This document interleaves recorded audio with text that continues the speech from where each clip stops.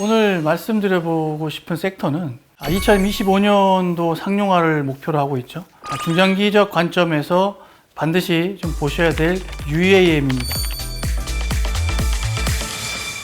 아직 UAM 시장이 대중화되려면 좀 많이 멀지 않았나요? 일단 내년부터 저희가 UAM 기체인 eVTOL을 직접 볼 수가 있는데요.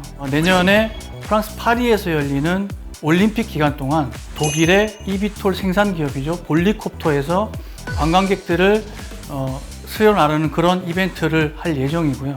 세계적으로 한 300개 이상의 기업들이 지금 UAM에 대한 기술의 개발에 참여를 하고 있습니다. 미국 같은 경우에는 eVTOL을 생산하는 기업이 벌써부터 상장을 한 그런 기업도 있고요.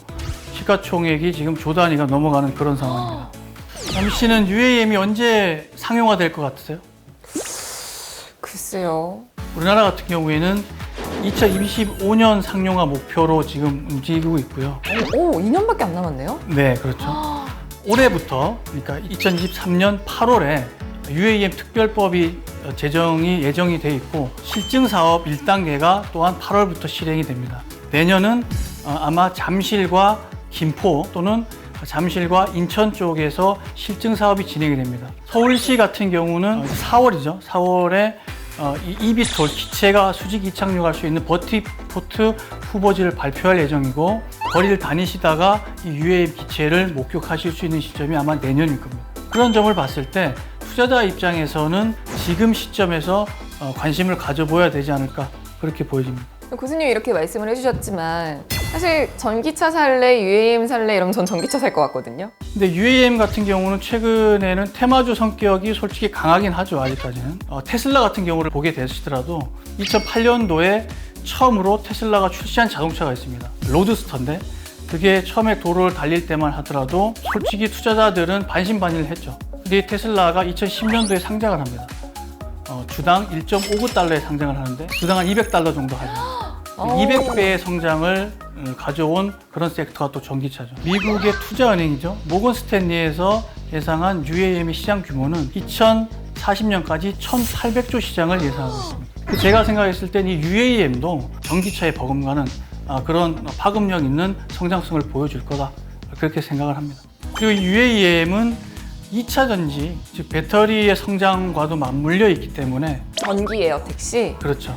그래서 이 2차 전지 배터리 쪽이 발전을 함에 따라 UAM의 발전 속도는 배가가 될 겁니다. 과연 다른 고수님들은 이 UAM 시장에 대해서 어떻게 생각할지 역대 고수 멤버즈 나와주세요.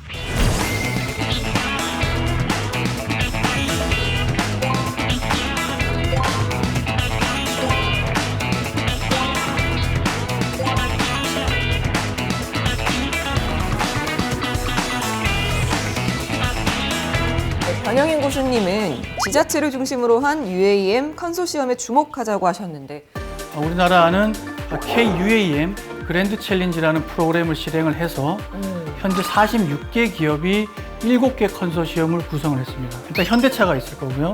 그다음에 하나그룹, 그다음에 카카오, 그다음에 대한항공, 그리고 통신 3사가 다 포함이 되어 있습니다. 이런 점을 봤을 때 UAM에 대한 기대와 투자가 활발하게 이루어질 가능성이 있다는 얘기죠. 문원영 교수님은 인프라 구축에 너무 많은 시간이 필요하다고 하셨는데 이 부분에 대해서는 어떻게 생각하세요?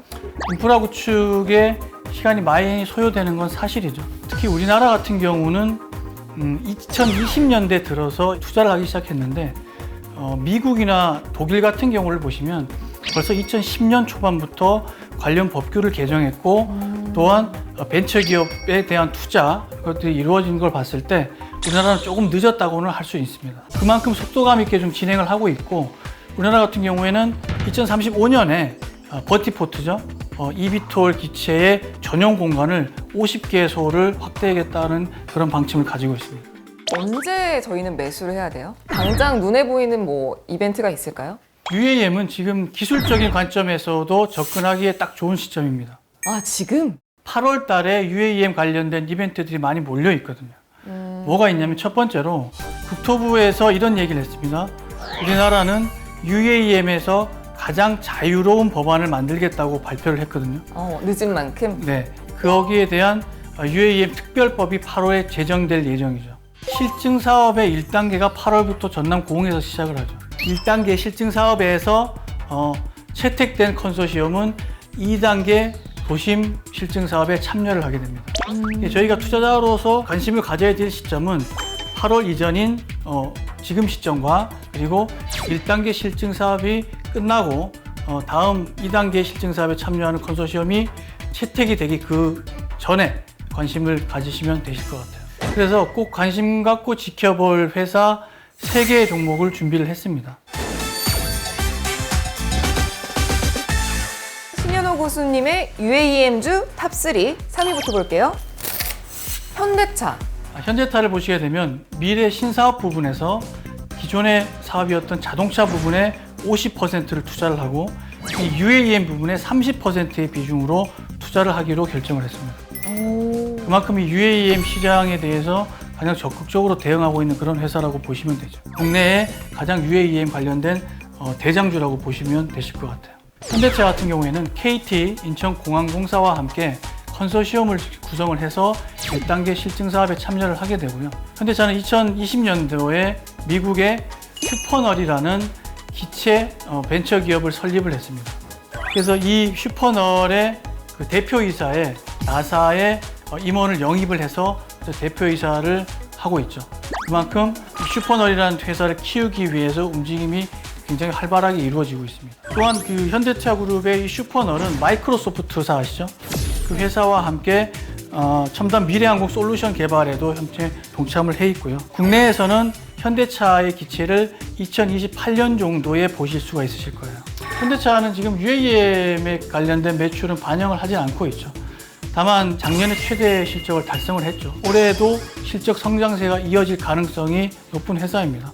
UAM이 상용화 이후에 실적이 더해진다면 현대차의 주가는 퀀텀 점프도 할 수 있는 가능성이 충분히 있죠. 아니, 이렇게 크고 무거운 주식이 퀀텀 점프를 한다고요? 그만큼 UAM 시장의 확대 가능성에 투자를 많이 하고 있습니다, 현대차는. 그래서 8월 이전에 현대차의 주가도 이 UAM에 대한 내용들로 먼저 움직임을 보여줄 가능성도 있죠. 신현호 고수의 UAEM주 탑3, 2위 볼게요. 한화시스템? 한화시스템은 하나에어로스페이스와 함께 2019년과 작년이죠. 2022년도에 미국에 있는 오보에어라고 하는 eVTOL을 생산하는 벤처 기업이 있는데 여기에 총 1,500억을 투자를 했습니다. 한화시스템은 현대차보다는 주가가 더 많이 오를 거라고 보여지는데요. 이유는 한화시스템 같은 경우는 기체를 가장 우리나라에 상용화를 먼저 시킬 기업인데요. 그렇게 본다면 한화시스템이 가장 UAM 기체로 우리나라에서 실적이 가장 먼저 날 회사이지 않겠나. 좀 재밌는 부분이 있는데 한화시스템의 기존에 없었던 임원 자리를 하나 만들었거든요. 기타 비상무이사라는 자리를 만들었는데 이 자리에 하나그룹 차원에서 하나에어로스페이스에 있던 키맨이 있어요. 그 사람을 전격 추천을 한 그런 상황이거든요. 그만큼 하나그룹 차원에서 UAM을 강하게 밀겠다라는 의지를 보여주는 그런 대목으로 보셔도 될 것 같아요. 하나시스템도 컨소시엄을 구성을 했는데 21년도에 한국공항공사 그리고 SK텔레콤 그리고 한국교통연구원과 함께 KUAM 드림팀을 결성을 했습니다. 이 드림팀을 가지고 1단계 실증 사업에 참여를 하죠. 실적을 보면 사실 작년이 되게 좋지 못했어요. 신사업에 대한 부담 영향으로 적자 전환을 했거든요. 이 부분이 올해부터 턴어라운드를 시작을 합니다. 그래서 주가를 보시게 되더라도 현재 굉장히 바닥 다지기에 나서 있는 그런 주가 모습이거든요. 올해 중장기적인 관점에서 보시면 이 UAM이 반영되는 시점이 오면 주가 탄력도 좋을 거라고 보여집니다.